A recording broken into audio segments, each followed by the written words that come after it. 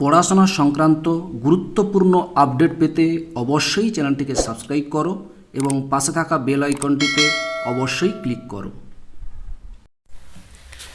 Welcome to Suvendu academy. Suvendu একাডেমিতে তোমাকে স্বাগত। আজ আমি এই ভিডিওতে আলোচনা করব 2022-এর ফেব্রুয়ারি মাসে নতুন করে আবার মডেল অ্যাক্টিভিটি টেস্ট দেওয়া হয়েছে। আজকের আমি এই ভিডিওতে আলোচনা করব চতুর্থ শ্রেণীর সমস্ত বিষয় নিয়ে। আজকের একটা ভিডিওতে সমস্ত ভিডিওর উত্তরগুলো আমি পরপর করে তোমাদেরকে বলে দেব, ঠিক আছে? প্রথমে শুরু করব চতুর্থ শ্রেণীর বাংলা পূর্ণমান 15 মার্ক এর জন্য যে মডেল টাস্কটা দেওয়া হয়েছে এটার উত্তর করব, তারপর বাংলা, তারপর ইংরেজি, তারপর পরিবেশ, তারপর স্বাস্থ্য শারীরশিক্ষা এবং শেষে গণিত বিষয় নিয়ে আলোচনা করব। ওকে, চলো প্রথমে বাংলা প্রশ্নটা দেখিয়ে দিই, তারপর তার উত্তর করব, তারপর ইংরেজি প্রশ্ন দেখাবো, তারপর উত্তর করব, এইভাবে পরপর করে আমরা করতে থাকবো। ওকে, চলো প্রথমে দেখো পূর্ণমান 15 মার্কের জন্য একে দাগে ঠিক উত্তরটি বেছে নিয়ে লেখো। এখানে দেখো তোমাদের 3টি প্রশ্ন দেওয়া হয়েছে, প্রতিটি প্রশ্নের জন্যই 1 নাম্বার করে। তারপর দেখো 2-এর দাগের এখানে 2.1, 2.2 এবং 2.3 টোটাল 3টি প্রশ্ন দেওয়া হয়েছে, এগুলোও কিন্তু 1 নাম্বার করে। 3-এর দিকে দেখো নিচের প্রশ্নগুলো সংক্ষিপ্ত উত্তর দাও, এখানেও টোটাল 3টি প্রশ্ন দেওয়া হয়েছে, এগুলো কিন্তু 2 নম্বর করে, 2×3 6। এবং 4-এ দেখো নিচের প্রশ্নটির উত্তর নিজের ভাষায় লেখো, এটা দেওয়া হয়েছে 3 নম্বর। এই করে তোমাদের টোটাল 15 মার্কের একটি টোটাল প্রশ্ন দেওয়া হয়েছে এবং বলা হয়েছে ছাত্রছাত্রীরা বাড়িতে নিজের বিষয়ভিত্তিক খাতা এগুলো করে বিদ্যালয়ে খুলে শিক্ষক কাছে জমা দেবে, কোনো অবস্থা তারা বাড়ির বাইরে বেরোবে না, ঠিক আছে? এই ছিল টোটাল তোমাদের বাংলা প্রশ্ন। এই প্রশ্নের উত্তরটা আমরা এখন পরপর করে সুন্দর করে দেখে নেব, ঠিক আছে? চলো প্রথম প্রশ্নটা কি আছে একটু দেখে নেওয়া যাক। বলেছে ঠিক উত্তরটি বেছে নিয়ে লেখো। বনের ধারে আছে মস্ত, ক নদী, খ পাহাড়, গ মাঠ, না ঘ গর্ত। উত্তর তুমি খাতায় করে এইভাবে লিখবে, 1-এর দাগের 1.1 দিয়ে লিখবে বনের ধারে আছে মস্ত, লিখবে খ পাহাড়। বুঝতে পেরেছো? 1-এর 1.1 ধারে লিখবে বনের ধারে আছে মস্ত, খ পাহাড়, ঠিক আছে? চলো এই পরের প্রশ্ন কি বলেছে। ছাগল ছানার দেখা প্রথম বড় জন্তুটি হলো। ছাগল ছানার দেখা প্রথম বড় জন্তুটি হলো ক ভল্লুক, খ বাঘ, গ সিংহ, ঘ ষাঁড়। উত্তর খাতায় করে কীভাবে লিখবে, 1.2-এর দাগ নম্বর দিয়ে লিখবে ছাগল ছানার দেখা প্রথম বড় জন্তুটি হলো, কি লিখবে ঘ ষাঁড়। বুঝতে পেরেছো? উত্তরে লিখবে ঘ ষাঁড়। আশা করি বুঝতে পেরেছো। চলে এই পরের প্রশ্ন কি বলেছে। শিয়াল রাক্ষস ভেবেছে ক বাঘকে, খ ছাগলছানাকে, গ ষাঁড়কে, না ঘ ভালুককে। উত্তরটা কি হবে, উত্তরটা এইভাবে লিখবে শিয়াল রাক্ষস ভেবেছে খ ছাগলছানাকে। উত্তরটা হবে খ ছাগলছানাকে। আশা করি বুঝতে পেরেছো কি বললাম। ওকে, এরপরে চলে যাই টোটাল 3টি যে প্রশ্ন ছিল 1-এর দাগে সেগুলো আমার কমপ্লিট হয়ে গেল। এরপর চলে যাই প্রশ্ন 2-এর দাগে কি বলেছে। নিচের প্রশ্নগুলির একটি বাক্যে উত্তর দাও। প্রথম প্রশ্ন কি আছে, ছাগল ছানা কোথায় থাকতো। এই উত্তর কীভাবে লিখবে, দেখো এইভাবে লিখবে যেখানে মাঠের পাশে বন আর বনের পাশে মস্ত পাহাড়, সেখানে একটি গর্তে ছাগল ছানা থাকতো। বুঝতে পেরেছো? তাহলে উত্তরটা এইভাবে সুন্দর করে লিখবে। চলে যাই পরের প্রশ্ন কি বলেছে। গর্তের বাইরে যেতে চাইলে ছাগলছানার মা তাকে কি বলতো। গর্তের বাইরে যেতে চাইলে ছাগলছানার মা তাকে কি বলতো। উত্তর এইভাবে লিখবে গর্তের বাইরে যেতে চাইলে ছাগলছানার মা তাকে বলতো যাস নে, ভালুকে ধরবে, বাঘে নিয়ে যাবে, সিংহে খেয়ে খেয়ে ফেলবে। দুবার খেয়ে খেয়ে হয়ে গেছে, উত্তরটা শুধু লিখবে সিংহে খেয়ে ফেলবে, ঠিক আছে? তাহলে এইভাবে উত্তরটা লিখবে। চলে যাই পরের প্রশ্ন কি বলেছে। তুমি যাও আমি কাল যাব, ছাগলছানা কেন এই কথা বলেছিল। উত্তর কীভাবে লিখবে, দেখো বনের ভিতর চমৎকার ঘাস খেয়ে ছাগলছানার পেট এমন ভারী হয়ে পড়েছিল যে সে আর চলতে পারছিল না, তাই সে কথা বলেছিল। বুঝতে পেরেছো? এই টোটাল 2-এর দাগে 3টি প্রশ্ন ছিল, এই 3টে প্রশ্নের উত্তর রেডি করে দেওয়া হলো। আশা করি তুমি বুঝতে পেরেছো, কোনো সমস্যা নেই। চলে যাই পরের প্রশ্ন কি বলেছে, দেখো নিচের প্রশ্নগুলির সংক্ষিপ্ত উত্তর দাও। প্রত্যেকটা প্রশ্ন 2 নম্বর করে। প্রথম প্রশ্ন কী আছে দেখো, গর্তের ভিতর কেউ। এই প্রশ্নের উত্তরে ছাগলছানা কি বলেছিল। দেখো এই প্রশ্নের উত্তর কীভাবে লিখবে, দেখো প্রশ্নের উত্তরে ছাগলছানা বলেছিল লম্বা লম্বা দাড়ি, ঘন ঘন নারী, সিংহের মামা আমি নরহরিদাস, 50 বাঘে মোর এক এক গ্রাস। বুঝতে পেরেছো? তাহলে এই প্রশ্নের উত্তরটা এইভাবে তোমাকে সুন্দর করে লিখতে হবে। ওকে, চলে যাই পরের প্রশ্নতে কি বলেছে। শুনেই তো ভয়ে বাঘের প্রাণ উড়ে গিয়েছে, বাঘ ভয় পেয়েছে কেন। এই উত্তর কীভাবে লিখবে, দেখো শিয়ালকে বাঘের লেজের সঙ্গে বাঁধা অবস্থায় কাছে আসতো দেখে ছাগলছানা বুদ্ধি করে শিয়ালকে বলে, দূর হতভাগা, তোকে দিলাম 10 বাঘের কড়ি, এক বাঘ নিয়ে এলি লেজে দিয়ে দড়ি। এই কথা শুনে বাঘ ভীষণ ভয় পায়, এই ভেবে হয়তো নরহরি দাস তাকে খেয়েই ফেলবে। বুঝতে পেরেছ? তারা 3.2 উত্তর তোমাকে সুন্দর করে এইভাবে সুন্দর করে লিখতে হবে। আশা করি বুঝতে পেরেছো, কোনো সমস্যা নেই। চলে যাই পরের প্রশ্ন। কি বলছে দেখো, বাঘের উপর শিয়ালের রাগ হয়েছিল কেন? এই উত্তর কীভাবে লিখবে? বাঘের উপর শিয়ালের রাগ হয়েছিল কেন, এই উত্তরটা লিখবে এইভাবে, নরহরি দাস ওরফে ছাগলছানার কথা শুনে বাঘ দুর্দান্ত ভয় পেয়ে 25 হাত লম্বা এক লাফ দিয়ে তার লেজে বাঁধা শিয়ালকে নিয়ে দৌড়াতে থাকে। এর ফলেই শিয়াল মাটিতে আছাড় খেয়ে, কাঁটার আঁচড় খেয়ে, ক্ষেতের আলে ঠক্কর খেয়ে প্রায় আধমরা হয়ে পড়েছিল। বাঘ মামার এই ব্যবহারের ফলে শিয়ালের যায় যায় অবস্থা হয়ে গিয়েছিল বলেই বাঘের উপর রাগ হয়েছিল। বুঝতে পেরেছো? তাহলে 3.3-এর উত্তর তোমাকে সুন্দর করে এইভাবে লিখতে হবে। চলে যাই পরের প্রশ্ন বা শেষ প্রশ্ন। কি বলেছে দেখো, নিচের প্রশ্নটির উত্তর নিজের ভাষায় লেখো। নরহরি দাস গল্পে ছাগলছানার বুদ্ধির পরিচয় কিভাবে ফুটে উঠেছে? উত্তর কীভাবে লিখবে দেখো, উপেন্দ্র কিশোর রায়চৌধুরী রচিত নরহরি দাস গল্পে ছাগলছানাটি বনের চমৎকার ঘাস খেয়ে হাঁটতে না পেরে শিয়ালের গর্তে আশ্রয় নেয়। গর্তের ভিতর থেকে সে শিয়ালকে দেখে বুদ্ধি করে নিজেকে সিংহের মামা নরহরি দাস বলে পরিচয় দেয়। তার এক এক গ্রাসে 50টি বাঘ খাওয়ার কথা শিয়ালের মনে আতঙ্ক তৈরি করেছিল। শিয়াল এই অদ্ভুত জন্তুকে পরাস্ত করতে যখন সে তার বাঘ মামাকে ডেকে আনে, তখন বাঘের সামনে ছাগলছানা শিয়ালকে উদ্দেশ্য করে বলে যে তাকে 10 বাঘের কড়ি দিলেও সে মাত্র একটি বাঘ নিয়ে এসেছে। এই কথায় বাঘ ভয় পেয়ে পালায়। এইভাবে ছাগলছানার বুদ্ধির পরিচয় ফুটে উঠেছে গল্পে। বুঝতে পেরেছো? তাহলে এইভাবে সুন্দর করে এই প্রশ্নের উত্তরগুলো ভালো করে লিখতে হবে। আশা করি বুঝতে পেরেছো। ওকে, এরপর চলে যাই আমরা পরের প্রশ্নতে। ওকে, এই বাংলা প্রশ্নটা এইভাবে সুন্দর করে উত্তরগুলো লিখবে। বাংলার টোটাল যে এই প্রশ্নগুলো ছিল 15 মার্কে, এই প্রশ্নের উত্তরগুলো সুন্দর করে এইভাবে লিখতে হবে। আশা করি বুঝতে পেরেছো। ওকে, এরপর আমরা চলে যাব কিসে? চলে যাব ইংরেজি প্রশ্নতে। দেখো, ইংরেজি প্রশ্নটা আমরা এখন দেখে নেব। ইংরেজি প্রশ্ন কি আছে একটু দেখে নেওয়া যাক। Model activity task class 4 English 15 মার্কের জন্য কি বলা হয়েছে একটা দেখে নেওয়া যাক। অ্যাক্টিভিটি 1-এ কি বলা হয়েছে দেখে নিই। Read the following passage and right any 2 proper nouns and 2 common nouns in the table given below. প্রথমে এই প্যাসেজটা তুমি পড়বে। পড়ার পর এই যে ঘর তৈরি করা হয়, দেখো প্রপার নাউন কতগুলো হবে, কমন নাউন কী কী হবে, এগুলো লিখতে হবে এই ঘরের মধ্যে। তা প্রথমে দেখো, খুব ভালো, এটার জন্য দেওয়া হয়েছে 4 নম্বর। এর চলে আসছে অ্যাক্টিভিটি 2। অ্যাক্টিভিটি 2-তে কী দেওয়া হয়েছে? Write 1 rhyme word for each of the following words. এখানে টোটাল 3টি প্রশ্ন দেওয়া হয়েছে, প্রতিটা প্রশ্নের জন্য 1 নম্বর করে। অ্যাক্টিভিটি 3 দেওয়া হয়েছে underline and write the common gender and neuter gender from the sentence given below. এই সেন্টেন্সটা কমন জেন্ডার আর নিউটার জেন্ডার লিখতে হবে। শেষে বলা আছে অ্যাক্টিভিটি 4-এ make the sentence with the following words. এই যে দুটো ওয়ার্ড দেওয়া আছে, এটা সেন্টেন্স করতে বলা হয়েছে এটা দিয়ে। ঠিক আছে, এগুলো প্রত্যেকটির জন্য 2 নম্বর করে, 4 নম্বর। এই হচ্ছে টোটাল ইংরেজি টোটাল প্রশ্ন। এই প্রশ্নের উত্তরগুলো আমরা এখন পরপর করে দেখে নেব। ওকে, চলো দেখে নেওয়া যাক। দেখো, এটা হচ্ছে ইংরেজি প্রশ্ন, মডেল টাস্ক ফেব্রুয়ারি। এটা হচ্ছে পার্ট 2 ফেব্রুয়ারি মাসের জন্য। প্রথমে তাহলে প্যাসেজটা আমি ভালো করে পড়বো। এই প্যাসেজটা পড়বো, কী লেখা আছে দেখো। Akash is a little boy, his sister is Asima, they have a rabbit, it is name is Pinku, they go to school every day, they are very obedient to their teacher. তাহলে প্রপার নাউনগুলো কী কী হবে দেখো। প্রপার নাউন্স, এখানে common noun. এখানে proper noun কোনগুলো হবে না, প্রপার নাউনগুলো হবে আকাশ, অসীমা আর পিঙ্কু। আর কমন নাউন কোনগুলো? এখানে হবে বয়, সিস্টার আর টিচার। ঠিক আছে, তাহলে এগুলো প্রপার নাউন, এগুলো কমন নাউন। এরপরে অ্যাক্টিভিটি 2-তে কী আছে দেখে নাও। বলছে write 1 rhymings words for each of the following words. এতে বলা আছে লাউড, কী হবে? ক্রাউড, উত্তরটা হবে ক্রাউড। বিতে হবে ওল্ড, এটা কি উত্তর হবে? Gold, GOLD, gold. আর সিতে হবে সুন, এটা হবে নুন। ঠিক আছে, বুঝতে পেরেছো? তাহলে 3টা প্রশ্ন ছিল, 3টা প্রশ্নের উত্তর হয়ে গেল।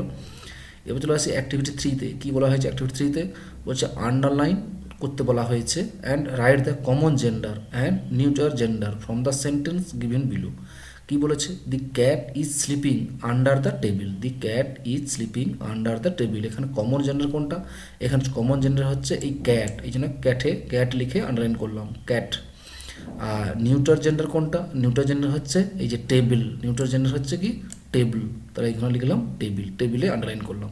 ঠিক আছে, তাহলে যেটা তোমার কমন জেন্ডার হবে সেটা লিখবে ক্যাট, দিয়ে এবার আন্ডারলাইন করতে বলেছি যে আন্ডারলাইন করে দিলাম। আর নিউটার জেন্ডার হচ্ছে টেবিল, তো টেবিলে আন্ডারলাইন করে দিলাম। বা তুমি এই জায়গাটাও লিখে করো, পুরোটা লেখার পর তুমি আন্ডারলাইন করে দিতে পারো। এটা হলে কমন জেন্ডার, আর হচ্ছে নিউটার জেন্ডার হচ্ছে টেবিল। ঠিক আছে, টেবিল লিখে আন্ডারলাইন করে দিতে পারো। তাহলে অ্যাক্টিভিটি 3 শেষ। এবার চলে আসছে অ্যাক্টিভিটি 4। কী বলেছে?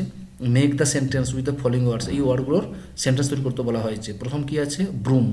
ব্রুম দিয়ে লিখবে, উত্তরটা এইভাবে লিখবে, we clean our surroundings with broom. ঠিক আছে, we clean our surroundings with broom. আর লিখবে ক্লাউড। ক্লাউড দিয়ে কী হবে? We see cloud in the sky. We see cloud in the sky. বুঝতে পেরেছ? আশা করি বুঝতে পেরেছ। এইভাবে টোটাল যে ইংরেজি টোটাল প্রশ্ন ছিল, এই প্রশ্নের উত্তরটা আমাদের কমপ্লিট হয়ে গেল। ওকে, ব্যাস। এরপর চলে যাই আমরা পরের প্রশ্ন। কি বলা আছে? পরের প্রশ্ন আছে, আমরা দেখে নেব পরের প্রশ্নটা। আমাদের পরিবেশটা দেখে নেব। দেখো আমাদের পরিবেশ, দেখো মডেল অ্যাক্টিভিটি টাস্ক 4th শ্রেণীর আমাদের পরিবেশ, এটাও 15 মার্কে তোমাদের দেওয়া হয়েছে। এই প্রশ্নের উত্তরটা আমরা এখন করব। কি আছে এখানে দেখে নেওয়া যাক। একের দাগের ঠিক উত্তরটি বেছে নির্বাচন করো। এখানে টোটাল 1.1, 1.2 বা 1.3 টোটাল 3টি প্রশ্ন দেওয়া হয়েছে, প্রতিটি প্রশ্নের জন্য 1 নাম্বার করে। ঠিক আছে, 2 থেকে দেখো একটি বাক্যে উত্তর দিতে বলা হয়েছে। এখানেও দেখো টোটাল 3টি প্রশ্ন দেওয়া হয়েছে, প্রতিটি প্রশ্নের জন্য 1 নাম্বার করে। 3 থেকে দেখো একটি বা দুটি বাক্যে উত্তর দাও। এখানে টোটাল 3টি প্রশ্ন দেওয়া হয়েছে, প্রতিটি প্রশ্নের জন্য 2 নাম্বার করে, 2 3 6। আর 4 থেকে দেখো 2টি বা 3টি বাক্যে উত্তর দিতে বলা হয়েছে, এগুলো কিন্তু দেওয়া হয়েছে প্রতিটা প্রশ্ন না, একটাই প্রশ্ন দেওয়া হয়েছে, এটা হচ্ছে 3 নাম্বার। ঠিক আছে, তাহলে এই প্রশ্নের উত্তরটা আমাদের করতে হবে। এটা কিন্তু 15 মার্কে তোমার দেওয়া আছে, এটাও একই রকম। ছাত্রছাত্রীরা বাড়িতে নিজের বিশ্বভিত্তিক খালে এগুলো করলে বিদ্যালয়ে খুলে শিক্ষকের কাছে জমা দেবে, কোনো অবস্থায় বাড়ির বাইরে বেরোবে না। ঠিক আছে, ব্যাস। এবার চলে যাই আমরা এর উত্তরগুলো দেখে নেব। উত্তরগুলো দেখো সুন্দর করে দেওয়া হয়েছে।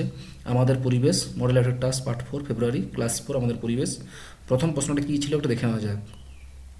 1 দাগে ঠিক উত্তরটি নির্বাচন করো। 1.1 দাঁড়িপাল্লা আর বাটখারা দিয়ে কোনো বস্তুর যা মাপা হয় তা হলো ক আকৃতি, খ ভর, গ দৈর্ঘ্য, ঘ আয়তন। উত্তরটা কীভাবে লিখবে? খাতায় করে এইভাবে লিখবে। 1.1 দিয়ে লিখবে দাঁড়িপাল্লা আর বাটখারা দিয়ে কোনো বস্তুর যা মাপা হয় তা হলো খ ভর। উত্তরটা কী হবে? খ ভর। আশা করি বুঝতে পেরেছ। ওকে, চলে যাই পরের প্রশ্ন। কি বলেছে? 1.2 কঠিন থেকে তরলে বস্তুর অবস্থার পরিবর্তনের একটি উদাহরণ হলো। কঠিন থেকে তরলে বস্তুর অবস্থার পরিবর্তনের একটি উদাহরণ হলো ক জল থেকে বরফ হওয়া, খ জল থেকে বাষ্প হওয়া, গ বাষ্প থেকে জল হওয়া, আর ঘ বরফ থেকে জল হওয়া। উত্তরটা অবশ্যই বুঝতে পেরেছ। উত্তরটা এইভাবে লিখবে, 1.2 দিয়ে দাগ দিয়ে লিখবে কঠিন থেকে তরলে বস্তুর অবস্থার পরিবর্তনের একটি উদাহরণ হলো ঘ বরফ থেকে জল। বরফটা হচ্ছে কঠিন আর তরলটা হচ্ছে জল, তাহলে বরফ থেকে জল হওয়া। বুঝতে পেরেছ? পরের প্রশ্ন কি বলেছে? পেরেক সাধারণত যে পদার্থ দিয়ে তৈরি তা হলো ক কাঁচ, খ লোহা, গ কাগজ, ঘ প্লাস্টিক। উত্তরটা অবশ্যই বুঝতে পেরেছ। উত্তর এইভাবে লিখবে 1.3 দাগ দিয়ে পেরেক সাধারণত যে পদার্থ দিয়ে তৈরি তা হলো খ লোহা। খ লোহা। আশা করি বুঝতে পেরেছ। চলে যাই পরের প্রশ্ন 2 দাগের। কি বলেছে? একটি বাক্যে উত্তর দাও। প্রথম প্রশ্ন, চাল থেকে কাঁকর কিভাবে আলাদা করবে? চাল থেকে কাঁকর কিভাবে আলাদা করবে? উত্তর এইভাবে লিখবে চালকে কুলোয় নিয়ে ঝেড়ে চাল থেকে কাঁকরগুলোকে বেছে ফেলে দিয়ে আলাদা করতে হবে। বুঝতে পেরেছ? চালকে কুলোয় করে নিয়ে ঝেড়ে চাল থেকে কাঁকরগুলোকে বেছে ফেলে দিয়ে আলাদা করতে হবে। চলে যাই পরের প্রশ্ন। কি বলেছে? কঠিন, তরল আর গ্যাস এদের মধ্যে কোনটির নিজস্ব আকার আছে? উত্তরটা লিখবে অবশ্যই কঠিনের নিজস্ব আকার আছে। উত্তরটা লিখবে কঠিন, তরল আর গ্যাস এদের মধ্যে কঠিনের নিজস্ব আকার আছে। কঠিনের নিজস্ব আকার আছে, কারণ তরল আর গ্যাসের আকার নেই, কারণ তরল ছড়িয়ে পড়ে, গ্যাস ছড়িয়ে পড়ে। ঠিক আছে, এই জন্য উত্তরটা হবে কঠিনের। পরের প্রশ্ন, গ্যাস ছড়িয়ে পড়ে একটি উদাহরণ দাও। দেখো উত্তর কীভাবে লিখবে, দেখো ধূপের ধোঁয়া, আগুনের ধোঁয়া প্রভৃতি গ্যাস ছড়িয়ে পড়ে। এগুলো ধূপের ধোঁয়া দিলে এগুলো ছড়িয়ে পড়ে, আগুনের ধোঁয়া এগুলো ছড়িয়ে পড়ে, প্রভৃতি গ্যাস ছড়িয়ে পড়ে। ঠিক আছে, ওকে। চলে যাই পরের প্রশ্ন। কি বলেছে? একটি বা দুটি বাক্যে উত্তর দাও। নুন জল থেকে নুনকে আলাদা করবে কি করে? নুন জল থেকে নুনকে আলাদা করবে কি করে? উত্তর কীভাবে লিখবে দেখো। না, নুন জলকে অনেক সময় ধরে রোদে রেখে দিলে জল বাষ্প হয়ে উড়ে যাবে আর নুন পড়ে থাকবে। ঠিক আছে, পড়ে হবে না, পড়ে হবে, পড় হবে এখানে। তো উত্তর লিখবে এইভাবে, নুন জলকে অনেক সময় ধরে রোদে রেখে দিলে জল বাষ্প হয়ে উড়ে যাবে আর নুন পড়ে থাকবে।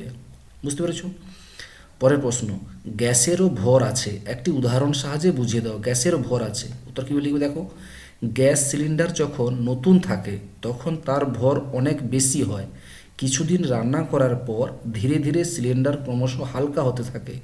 এর থেকেই বোঝা যায় যে গ্যাসেরও ভর আছে। আশা করি বুঝতে পেরেছো। ব্যাস, তাহলে 3.2 উত্তর তোমাকে সুন্দর করে এইভাবে লিখে ফেলতে হবে। ওকে, পরের প্রশ্ন কি বলেছে? পদার্থ বলতে কি বোঝো, মানে পদার্থ কাকে বলে? পদার্থ বলতে কি বোঝো? উত্তরটা এইভাবে লিখবে, যে সকল বস্তুর ভর ও নির্দিষ্ট আয়তন আছে, বল প্রয়োগে বাধা প্রদান করে, তাদেরকে পদার্থ বলে। বুঝতে পেরেছো? যে সকল বস্তুর ভর ও নির্দিষ্ট আয়তন আছে, বল প্রয়োগে বাধা প্রদান করে, তাদেরকে বলে পদার্থ। ওকে, চলে যাই পরের প্রশ্ন, শেষ প্রশ্ন। কি বলেছে দেখো, দুটি বা তিনটি বাক্যে উত্তর দাও। মেঘ কিভাবে তৈরি হয়? মেঘ কিভাবে তৈরি হয়? উত্তর এইভাবে লিখবে, সমুদ্র, নদী, নালা, পুকুর ইত্যাদির জল সূর্যের তাপে বাষ্পে পরিণত হয়। এই জলীয় বাষ্প বাতাসে মিশে মাটি থেকে উঁচুতে ওঠে এবং উপরে গিয়ে ঠান্ডা হয়। ঠান্ডা হতে হতে এক সময় ছোট ছোট জলের ফোঁটা সৃষ্টি করে। এই জলের ফোঁটা ধীরে ধীরে মেঘে পরিণত হয়। সেই জলের ফোঁটাগুলি আবার একত্রিত হয়ে বড় জলের ফোঁটা তৈরি করে। বড় জলের ফোঁটা যখন আর ভাসতে পারে না, তারা পৃথিবীর মাধ্যাকর্ষণ শক্তির টানে বৃষ্টিরূপে মাটিতে নেমে আসে। কিছু কিছু সময় সেই জল আরও ঠান্ডা হয়ে বরফের টুকরো তৈরি করে এবং শিল পড়ে। বুঝতে পেরেছ? তাহলে এইভাবে সুন্দর করে এই প্রশ্নের উত্তরগুলো তোমরা ভালো করে লিখবে। আশা করি বুঝতে পেরেছো তুমি। তাহলে আমাদের এই যে টোটাল প্রশ্নটা ছিল, কিসের প্রশ্ন ছিল? আমাদের পরিবেশের টোটাল যে প্রশ্ন ছিল, এই প্রশ্নের উত্তর সুন্দর করে এইভাবে লিখবে। আশা করি বুঝতে পেরেছো। ঠিক আছে, আচ্ছা, এরপরে আমরা চলে যাব পরের প্রশ্ন। কি বলেছে? এবার দেখব মডেল অ্যাক্টিভিটি টাস্ক চতুর্থ শ্রেণীর স্বাস্থ্য ও শারীর শিক্ষা। এটাও তোমাদের 15 মার্কের জন্য দেওয়া হয়েছে। মডেল অ্যাক্টিভিটি টাস্ক চতুর্থ শ্রেণীর স্বাস্থ্য ও শারীর শিক্ষা, এটাও ফেব্রুয়ারি মাসে নতুন করে দেওয়া হয়েছে। 15 মার্কের। দেখো, প্রথমে প্রশ্নগুলো দেখে নিই, তারপর প্রশ্নের উত্তরগুলো দেখে নেব। একের দাগে কী বলতে দেখো, বহুর মধ্য থেকে সঠিক উত্তরটি বেছে নিয়ে লেখো। বেছে নিয়ে টিকচিহ্ন দিতে বলা হয়েছে। টিকচিহ্ন যেটা হবে সেটা টিকচিহ্ন দিয়ে দাও। এখানে টোটাল দেখো, টোটাল 7টি প্রশ্ন দেওয়া হয়েছে, 1 × 7। টোটাল দেখো ক, খ, গ, ঘ, ঙ, চ, ছ, এইভাবে টোটাল 7টি প্রশ্ন দেওয়া হয়েছে। তারপর দেখো 2 দাগের নিচের প্রশ্নগুলোর যে কোনো 2টি প্রশ্ন উত্তর দিতে বলা হয়েছে। 2টি প্রশ্ন এখানে দেওয়া হয়েছে, টোটাল 3টি প্রশ্ন, ক, খ, গ। ঠিক আছে, এখানে কিন্তু 2টো করতে বলা হয়েছে। তারপর নাম লিখতে বলা হয়েছে, তোমার নাম লিখবে, তারপর বিদ্যালয়ের নাম লিখবে, ক্লাস লিখবে, তোমার রোল নাম্বার লিখবে এবং বিভাগ লিখবে। এবং শিক্ষার্থীদেরকে বাড়িতে নিজের বিষয়ভিত্তিক খাতায় এই প্রশ্নগুলো উত্তর লিখে বিদ্যালয় কর্তৃপক্ষের নির্দেশ মতো অভিভাবকদের মাধ্যমে শিক্ষকদের কাছে জমা দিতে হবে। কোনো অবস্থায় শিক্ষার্থীরা বিদ্যালয়ে জমা দিতে আসবে না। ঠিক আছে, এই হলো তোমাদের টোটাল প্রশ্ন। এই প্রশ্নগুলোর উত্তরগুলো আমরা এখন পরপর করে দেখে নেব স্বাস্থ্য শারীর শিক্ষার। চলো দেখে নেওয়া যাক। দেখো, মডেল টাস্ক পার্ট 2, এটা হচ্ছে ফেব্রুয়ারি মাসের জন্যই 2022-এর ক্লাস 4-এর স্বাস্থ্য শারীর শিক্ষা। প্রথম প্রশ্নটা কী আছে একটু দেখে নেওয়া যাক। বহুর মধ্যে থেকে সঠিক উত্তরটি বেছে নিয়ে টিক চিহ্ন দাও। প্রথম প্রশ্ন বলেছে কোতে, কোনটি চোখের রোগ? পাইরিয়া, গলগণ্ড, রক্তপ্লতা আর অঞ্জনি। উত্তরটা কী হবে? উত্তরটা অবশ্যই হবে আইভি, অঞ্জনি। ঠিক আছে, এখন অঞ্জনিতে টিক চিহ্ন দিয়ে দেবে। ঠিক আছে, অঞ্জনি যেটা আছে সেখানে টিক চিহ্ন দিয়ে দেবে। পরের প্রশ্ন কি বলেছে দেখো, চোখের রোগ থেকে বাঁচতে প্রতিদিন কি খেতে হবে? বেগুন ও আয়োডিনযুক্ত লবণ, লাল নোটে শাক, গাজর, আম, পেঁপে, ভিটামিন ডি, ভিটামিন সি। উত্তরটা অবশ্যই হবে চোখের রোগ থেকে বাঁচতে প্রতিদিন কি খেতে হবে?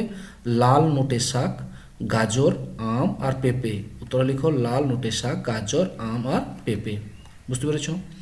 পরের প্রশ্ন, শিশুদের কৃমি হলে কি ক্ষতি হয়? রাতকানা রোগ, রক্তপ্লতা, মাম্পস, মেধাধিক্য। উত্তরটা হবে শিশুদের কৃমি হলে কি ক্ষতি হয়? 2 নম্বর, রক্তপ্লতা হয়। ঠিক আছে, উত্তরটা কি হবে? রক্তপ্লতা হয়। পরের প্রশ্ন, চোখ থেকে কত দূরত্বে বই রেখে পড়া উচিত? 1 ফুট, 1 ইঞ্চি, 3 মিটার, 1 মিটার। উত্তরটা হবে 1 ফুট। উত্তরটা কি হবে? 1 ফুট। তাহলে চোখ থেকে কত দূরত্বে বই রেখে পড়া উচিত? না, উত্তরটা হবে 1 ফুট। ব্যাস। পরের প্রশ্ন কি বলেছে? ছোট শিশুদের হাতের কাছ থেকে কোন কোন জিনিস দূরে রাখা উচিত? বই খাতা, তীর ধনুক, গুলি ডান্ডা, জলের বোতল, বা তীর ধনুক, ছুরি, কাঁচি, বটি, না টিভি ও আলমারি। অবশ্যই হবে 2 নম্বর, তীর ধনুক, গুলি ডান্ডা, জলের বোতল। উত্তরটা হবে তীর ধনুক, ছুরি, কাঁচি, বাটি, এইটা হবে উত্তর। ঠিক আছে, ছোট শিশুদের হাতের কাছ থেকে কোন কোন জিনিস দূরে রাখা উচিত? অবশ্যই তীর ধনুক, ছুরি, কাঁচি, বঁটি, এগুলো কিন্তু শিশুদের কাছ থেকে দূরে রাখা উচিত। পরের প্রশ্ন, পাইরিয়া রোগটি কোন অঙ্গের রোগ? পাইরিয়া রোগটি কোন অঙ্গের রোগ? নাক, দাঁতের মাড়ি, ত্বক, না জিভ? উত্তরটা হবে দাঁতের মাড়ি। পাইরিয়া রোগটি কোন অঙ্গের রোগ? না, উত্তরটা হবে দাঁতের মাড়ি। পরের প্রশ্ন, কি ঘটলে কানের পর্দা ফেটে যেতে পারে? না, উত্তরটা কি হবে? আঘাতজনিত কারণে, অতিরিক্ত বায়ুর চাপে, সমুদ্রের গভীর জলে তলদেশে প্রবেশ করলে, না সব কয়টি ক্ষেত্রে? উত্তরটা হবে সব কয়টি ক্ষেত্রে। কানের পর্দা ফেটে যেতে পারে এই সবগুলো ক্ষেত্রেই। আঘাতজনিত কারণ হতে পারে, অতিরিক্ত বায়ুর চাপে হতে পারে, সমুদ্রের গভীরে জলের তলদেশে প্রবেশ করলে, এই সব কারণে হতে পারে। ব্যাস, এটা হয়ে গেল 7টি প্রশ্ন। এরপর বলেছে নিচের প্রশ্নগুলোর যে কোনো 2টি প্রশ্ন উত্তর দাও। দেখো কতে কি বলেছে? দাঁতের যত্ন নেওয়ার পদ্ধতিগুলো বর্ণনা করো। দাঁতের এইভাবে লিখবে, দাঁতের যত্ন নেওয়ার পদ্ধতিগুলি: 1. সকালে ঘুম থেকে উঠে ও রাতে শোয়ার আগে প্রতিদিন মাজন বা পেস্ট দিয়ে অবশ্যই দাঁত মাজতে হবে। এ, বি, সি ভিটামিনযুক্ত খাদ্য গ্রহণ করা উচিত। দাঁত নিয়মিত পরিষ্কার করতে হবে এবং মুখগহ্বর পরিষ্কার পরিচ্ছন্ন রাখতে হবে। প্রয়োজন মতো দন্ত বিশেষজ্ঞদের পরামর্শ নিতে হবে। এইভাবে 4টি পয়েন্ট দিয়ে দিলাম, এইভাবে সুন্দর করে লিখবে। চলে যাই পরের প্রশ্ন, ত্বকের যত্ন নেওয়ার পদ্ধতিগুলি তালিকাভুক্ত করো। ত্বকের কি উত্তরকাল কীভাবে লিখবে? দেখো, ত্বকের যত্ন নেওয়ার পদ্ধতিগুলো: 1. তেল বা ময়লা পদার্থ থেকে দেহকে পরিষ্কার পরিচ্ছন্ন করতে উষ্ণ জল ও সাবান ব্যবহার করতে হবে। 2. যাদের চর্ম শুষ্ক তাদের ক্রিম ব্যবহার করতে হবে। 3. প্রাকৃতিক পরিবেশ অনুযায়ী পোশাক ব্যবহার করতে হবে। 4. সুতির পোশাক পরতে হবে। 5. চর্মের স্বাভাবিক স্বাস্থ্য বজায় রাখার জন্য পুষ্টিকর ও সুষম খাদ্য গ্রহণ করতে হবে। এইভাবে টোটাল 5টি পয়েন্ট দিয়ে সুন্দর করে এটা এই প্রশ্নের উত্তর সুন্দর করে লিখে দেওয়া হলো। চলে যাই শেষ প্রশ্ন, কি বলেছে? চোখের যত্ন নেওয়ার পদ্ধতিগুলো তালিকাভুক্ত করো। এই উত্তর কীভাবে লিখবে? দেখো, চোখের যত্ন নেওয়ার পদ্ধতিগুলি: 1. দিনে অন্তত 4 থেকে 5 বার পরিষ্কার জল দিয়ে চোখ পরিষ্কার করতে হবে। 2. চোখের ভিতরে কোনো ময়লা বা ধুলো পড়লে পরিষ্কার জল বা কাপড় দিয়ে পরিষ্কার করতে হবে। 3. রাতে পড়ার সময় বাইরের উপর যাতে যথেষ্ট আলো আসে সেদিকে দৃষ্টি দিতে হবে। 4. চোখ থেকে অন্তত 1 ফুট দূরে বই রেখে পড়াশোনা করতে হবে। 5. অল্প আলোতে কাজ করা উচিত নয়। 6. টিভির পর্দা থেকে অন্তত 3 মিটার দূরে বসে টিভি দেখতে হবে। এই এতগুলো 6টা পয়েন্ট দিয়ে দিলাম। এইভাবে চোখের যত্ন নেওয়া অবশ্যই বলে আমার মনে হয়। যাই হোক, তোমাদের এরপরে আমি সুন্দর করে এই স্বাস্থ্য শারীর শিক্ষা বিষয়ে যে টোটাল যে প্রশ্ন ছিল এগুলো তোমরা ভালো করে এইভাবে সুন্দর করে লিখবে। ওকে, ব্যাস। এরপরে আমরা চলে যাব পরের বা শেষ প্রশ্ন যেটা ছিল, কি ছিল? গণিত প্রশ্ন। এই গণিত প্রশ্নটা আমরা এখন দেখে নেব পরপর করে, স্টেপ বাই স্টেপ দেখে নেব। ঠিক আছে, দেখো এই হচ্ছে টোটাল মডেলেটেড টাস্ক, 4র্থ শ্রেণীর গণিত, পূর্ণমান 15 মার্কের। এখানেও টোটাল 15 মার্কের টোটাল প্রশ্ন দেওয়া হয়েছে। 1-এর দাগে ক, খ, গ, ক, খ 2টো প্রশ্ন, 2-এর দাগে সত্য মিথ্যা ক, খ 2টো প্রশ্ন, এগুলো পরপর করে দেওয়া হয়েছে। এই প্রশ্নের উত্তরগুলো আমরা এখন দেখে নেব। ঠিক আছে, চলো দেখে নেওয়া যাক। ওকে, মন দিয়ে একটু দেখো, বুঝে নাও, আমি পরপর করে বলে দিচ্ছি। প্রথম প্রশ্ন কি বলেছে? 1-এর দাগের কয়টা? 999 অর্থাৎ 999 সংখ্যাটির পরের সংখ্যাটি। দেখো 999-র পরের সংখ্যা কত? 1 যোগ হয়ে যাবে। এটা 999-র পরের সংখ্যাটা 1 যোগ করলে কত হবে? না 1000 হবে। অর্থাৎ 999 সংখ্যাটির পরের সংখ্যাটা হলো 1000। উত্তরটা কি হবে? সি। উত্তরটা হবে সি, 1000। বুঝতে পেরেছ? 999-র পরের সংখ্যাটি কত হবে? 1000। তাহলে উত্তরটা হবে সি, 1000। তাহলে 1-এর দাগের কয়ের উত্তরটা হলো সি, 1000। বুঝতে পেরেছ? ব্যাস। এরপরে দেখো কি বলেছে, দেখো চিত্রের মতো দশকের কাঠিতে আর একটি বল যুক্ত করলে যে সংখ্যাটি পাওয়া যাবে সেই সংখ্যাটি হলো, এই আর ছবি দেওয়া আছে। দেখো এখানে একক, এখানে দশক, এখানে শতক, এখানে হাজার। এককের ঘরে কোনো কাঠি দেওয়া নেই, দশকের ঘরে 9টি কাঠি দেওয়া আছে, আরও একটা কাঠি যোগ করা হবে, আর শতকের ঘরেও 9টি কাঠি দেওয়া আছে, আর হাজারের ঘরে কিছু দেওয়া নেই। তাহলে কি হবে একটু মন দিয়ে দেখো। তাহলে এখানে কিছু নেই মানে প্রথমে এককের ঘরে শূন্য হয়ে গেল, আমি শূন্য করে ফেললাম। দশকের ঘরে 9 ছিল, আবারও একটা ঘর একটা কাঠি যোগ করলাম। 9-এর সঙ্গে যখন একটা কাঠি যোগ করবো কত হবে 10, তাহলে এখানে কি হয়ে যাবে শূন্য হয়ে যাবে, এটা হয়ে যাবে শূন্য। আবার 10-এর শূন্য এখানে হওয়ার সঙ্গে সঙ্গে একটা কাঠি আবার শতকের ঘরে চলে আসবে। একটা কাঠি যখন আবার শতকের ঘরে চলে আসবে তখন 9 তো ছিল, ওটা ঘর তো ছিলই, তার সঙ্গে এক যোগ হয়ে গেলে কত হবে সেটাও হয়ে যাবে 10, 10-এর শূন্য। আর একটা 1000-এর ঘরে চলে আসবে, একটা চলে আসবে 1000-এর ঘরে, অর্থাৎ 1000-এর ঘরে একটা কাঠি চলে আসবে। আর চলে আসা মানে কত, 1000 ঘরে একটা কাঠি 1, আর এখানে তখন শূন্য, এখানে শূন্য, এখানে শূন্য। তার উত্তরটা অবশ্যই হবে সি 1000। বুঝতে পেরেছো? আশা করি বুঝতে পেরেছো, কোনো সমস্যা নেই। এইভাবে সুন্দর করে করবে। তাহলে প্রথমে ওইভাবে লিখবে জন্য 999 সংখ্যাটি, পরের সংখ্যাটি হলো সি 1000। ক্ষয়ের দাগে লিখবে চিত্রের মতো দশকের কাঠি দিয়ে আরও একটা বল যুক্ত করে যে সংখ্যাটি পাওয়া যায় সেই সংখ্যাটি হলো সি 1000। আশা করি বুঝতে পেরেছো, ঠিক আছে? এগুলো আমি এইখানে করে দিয়েছি। 999 সঙ্গে এক ঘর করলে 1000, তাহলে 1000 উত্তরটি হবে সি 1000। আর এটা আমি বললাম কীভাবে করতে হয়, উত্তরটা হবে 1000, ঠিক আছে? ব্যাস হয়ে গেল। এবারে মন দিয়ে দেখো, সত্য মিথ্যা লিখতে বলা হয়েছে। কতে কী লেখা আছে দেখো, একক, দশক, শতক, হাজার। এককের ঘরে কোনো কাঠি নেই, তাহলে এখানে শূন্য। দশকের ঘরে একটি কাঠি, শতকের ঘরেও একটি কাঠি, হাজার ঘরেও দুটো কাঠি। তাহলে সংখ্যাটা কি হবে, সংখ্যাটা হবে 2 1 1 0। এখানে বলেছে চিত্র থেকে সংখ্যাটি হলো 211। এটা কি হচ্ছে না, এখানে অবশ্যই কি হবে 2 1 1 0 হওয়া উচিত ছিল, এখানে শূন্য হতো, কিন্তু এখানে তাহলে এই বিবৃতিটি কি, এই বিবৃতিটি মিথ্যা। তো কী লিখবে, এই বিবৃতিটি মিথ্যা, ঠিক আছে? তাহলে একক, দশক, শতক, হাজার করে লিখলে কী হবে সংখ্যাটি 2 1 1 0 হবে। তাহলে উত্তরে লিখবে অতএব প্রদত্ত বিবৃতিটি মিথ্যা, অতএব লিখবে প্রদত্ত বিবৃতিটি মিথ্যা। বুঝতে পেরেছো, প্রদত্ত বিবৃতিটি মিথ্যা। ক্ষয়ে কি বলেছে, 1899 সংখ্যাটির পরে 1900 সংখ্যাটি আসে। অবশ্যই আসে কেন দেখো, 1899 পরের সংখ্যা মানে কি এক ঘর যোগ হবে, তাহলে 1899 সঙ্গে 1 যোগ করলে কত হবে, 1899 সঙ্গে 1 যোগ করলে হবে 1900। তাহলে এখানে বলেছে পরে হবে 1900 সংখ্যাটি আসে, তাহলে এটা কি সত্য। তাই আমি লিখবে অতএব প্রদত্ত বিবৃতিটি সত্য লিখবে। এখানে কি লিখবে, অতএব প্রদত্ত বিবৃতিটি সত্য, ঠিক আছে? তাহলে 2-এর দাগের অঙ্ক দুটো হয়ে গেল। 3-এর দাগে খুব সোজা দেখো, সংখ্যার সজ্জা দেখে ফাঁকা ঘরগুলো পূরণ করো। সংখ্যার সজ্জাগুলো দেখেই ফাঁকা ঘর যেগুলো আছে এগুলো পূরণ করতে বলেছে, তুমি পারবে। দেখো 3 3 3 0, তারপর দেখো 3 3 3 1, কী হয়েছে এখানে শূন্য ছিল, তারপরে চলে এলো 1, নিশ্চয়ই তারপরটা কী হবে তুমি নিশ্চয়ই জানো কী হবে না, 3 3 3 2, তারপরটা কী হবে 3 3 3 3। দেখো তারপরে এখানে দেখো করা আছে 3 3 3 4, তারপর নিশ্চয়ই কী হবে 3 3 3 5, তারপরে হবে 3 3 5 6, ঠিক আছে? এইভাবে করবে, দেখো এইভাবে করে নেবে 3 3 3 0 3 3 3 1 3 3 3 2 3 3 3 3 3 3 3 4 3 3 3 5 আর 3 3 3 6, ঠিক আছে? এইভাবে সুন্দর করে সজ্জাটা করে নেবে। আশা করি বুঝতে পেরেছো, ওকে। এবার দেখো ক্ষয়ের দাগে কী বলেছে দেখো, কথায় লেখো 2022, কথায় লিখতে বলেছে 2022। এটা কীভাবে লিখবে নিশ্চয়ই দেখতে পাচ্ছ, একক, দশক, শতক, হাজার। হাজার মানে 2000, কত হবে 22। তাহলে কথায় লিখলে কী হবে, এখানে 2022কে কথায় লিখে পাই 2022, 2022, ওকে? বুঝতে পেরেছো, ব্যাস। এবারে দেখো কয়েকটা কী বলেছে দেখো, এই চিহ্নটা ব্যবহার করে ছোট থেকে বড় ঊর্ধ্বক্রমে সাজিয়ে লেখো, ঠিক আছে? এই চিহ্ন ব্যবহার করে ছোট থেকে বড় ঊর্ধ্বক্রমে সাজিয়ে লেখো।